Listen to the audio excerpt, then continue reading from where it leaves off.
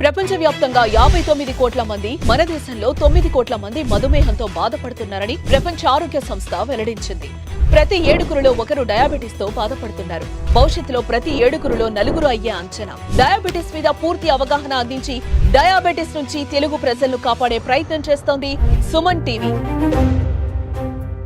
ఇవాళ మనము ఎలాంటి అల్పాహారం కానీ బ్రేక్ఫాస్ట్ డయాబెటిక్స్ తీసుకోవాలో తెలుసుకుందాం. సో ముఖ్యంగా కొంతమందిలో తెలిసింది ఏంటంటే డయాబెటిక్స్ వాళ్ళు బ్రేక్ఫాస్ట్ తీసుకోకపోతే షుగర్స్ బాగా కంట్రోల్లో ఉంటాయని, అలాగే కొంతమంది కొద్ది రకాల ఆహారం తీసుకుంటే షుగర్ బాగా కంట్రోల్లో ఉంటుందని, తర్వాత కొంతమందిలో ఏంటంటే హెవీ బ్రేక్ఫాస్ట్ తీసుకుని లైట్ లంచ్ తీసుకుంటే కనుక షుగర్స్ బాగా కంట్రోల్లో ఉంటాయని, ఇలా రకరకాల వ్యూస్ అనేవి మనం చూస్తుంటాం. సో ఇందులో ఏది కరెక్ట్ అనేది మనం ఇవాళ తెలుసుకుందాం. సో మనకి డయాబెటీస్ ఎలాంటి కంట్రోల్లో ఉంది అనేది ముఖ్యం. సో ఇది చాలా పువర్ కంట్రోల్లో ఉందా, ఫేర్ కంట్రోల్లో ఉందా, లేకపోతే వీళ్ళు ఒబీస్ గా ఉన్నారా, ఇంకా డయాబెటీస్ రిలేటెడ్ కాంప్లికేషన్స్ ఉన్నాయా, లేకపోతే వాళ్ళు బెడ్ పైనే ఉంటున్నారు, బెడ్ బౌండా, ఇలాంటివి మనకి ఇన్ఫర్మేషన్ కావాలి. సో ఇలాంటి కండిషన్స్ ని బట్టి మనము డిసైడ్ చేయొచ్చు.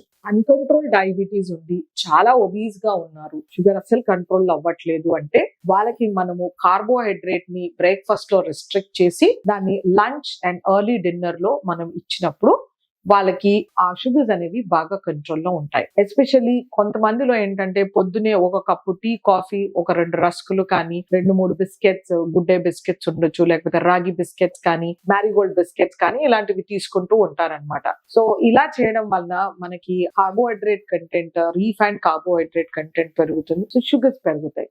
సో ఇలాంటి పొరపాటు చేయకూడదు అనమాట. సో మనము దాని బదులు మనం black coffee, black tea, green tea without sugar, without honey ఇలా తీసుకోవడము ఒక మంచి పని. వీటిలో మనకి కార్బోహైడ్రేట్ కంటెంట్ అనేది ఉండదు, తర్వాత మనకి ఇన్సులిన్ రిక్వైర్మెంట్ అనేది ఉండదు అనమాట.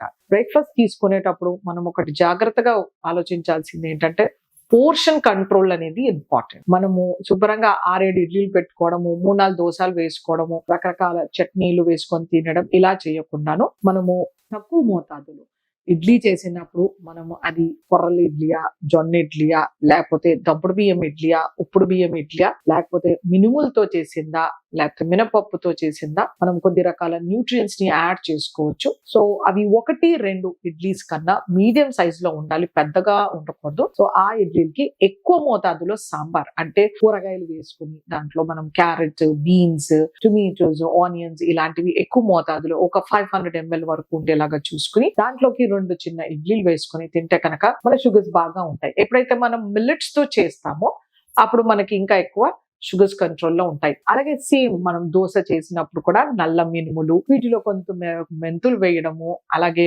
దంపుడు బియ్యం కానీ, కొర్ర బియ్యం, జొన్న బియ్యం వాడడము, తక్కువ మోతాదులో పిండి వాడడం, చిన్నగా సన్నగా 2 దోశ గాని, 1 దోశ గాని తీసుకుని వీటితో మనం ఆకుకూర చట్నీ, కూరగాయ చట్నీ, పప్పు చట్నీ వాడుకోవడం వలన మనకి షుగర్స్ బాగా కంట్రోల్లో ఉంటాయి. లేకపోతే మనము కొర్రలు, జొన్నలు, సజ్జలు, అరికలు, సామలు, ఓట్స్ ఇలాంటి క్వినోవా ఏవైనా సరే మనం వాటిని వెజిటేబుల్ ఉప్మా లాగా చేసుకోవచ్చు. ఇక్కడ మనం 50-60 గ్రామ్స్ తీసుకుని రా వెయిట్, దానిలోకి ఒక 250 గ్రామ్స్ వెజిటేబుల్స్ వేసుకుని దీన్ని తక్కువ మోతాదులో ఒక ½ teaspoon or 1 teaspoon of oil తో వాటిని మనం ఉప్మా కానీ, కిచిడి కానీ చేయడం వలన కూడా మన గ్లైసెమిక్ కంట్రోల్ చాలా బాగుంటుంది అనమాట. అలాగే మనము పెసరట్టు తీసుకోవడం, పెసరట్టులో మనకి హై ప్రోటీన్ తో పాటు కొంతమేరకు కార్బోహైడ్రేట్స్ ఉంటాయి. వీటిని మనము వెజిటేబుల్స్ వేయడం, ఉల్లిపాయలు వేసి మనము పెసరట్టు లాగా తీసుకోవడం వలన కూడా మనకి షుగర్స్ బాగా కంట్రోల్లో ఉంటాయి. సో బ్రేక్ఫాస్ట్ అనేది చాలా ఇంపార్టెంట్. కొంతమంది ఏం చేస్తారంటే ఓట్స్ ని పాలలో నానబెట్టుకోవడం కానీ, పాలలో ఉడికించుకోవడం కానీ తీసుకుంటూ ఉంటారు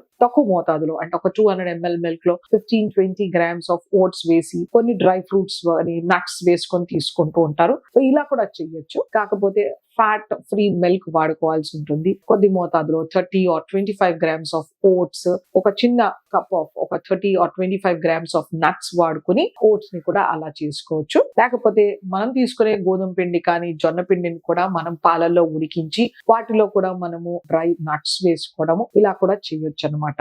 చాలా స్థూలకాయం ఉన్న వాళ్ళైతే మనం ఒక కీరా దోసకాయ, ఒక ఉల్లిపాయ, ఒక టొమాటో, ఒక క్యాప్సికమ్ ని సన్నగా తరిగేసి వాటిలో మనము ఒక కప్పు పెరుగు ఒక 200 ml పెరుగు వేసి తీసుకోవడము, లేకపోతే ఒక బాయిల్డ్ ఎగ్ విత్ ఒక బాయిల్డ్ ఎగ్ వైట్ చాప్ చేసి తీసుకోవడం కానీ, లేకపోతే ఒక చంక్ ఆఫ్ చికెన్, ఒక 75 grams ఆఫ్ చికెన్ ఈ సాలడ్ లో తీసుకోవడం కానీ, లేకపోతే ఒక చంక్ ఆఫ్ ఫిష్ ఈ సాలడ్ లో తీసుకోవడం కానీ, లేకపోతే ఒక చిన్న కప్పులో మొలకలు ఈ సాలడ్ లో వేయడం కానీ, ఒక కప్పులో గుగ్గిళ్ళు ఈ సాలడ్ లో వేయడం కానీ, ఇలా రకరకాల కాంబినేషన్ లో ఒక source of protein with salad కలిపినప్పుడు మనకి ఎక్కువ మోతాదులో వైటమిన్స్, మినరల్స్, ఫైబర్ లభిస్తుంది.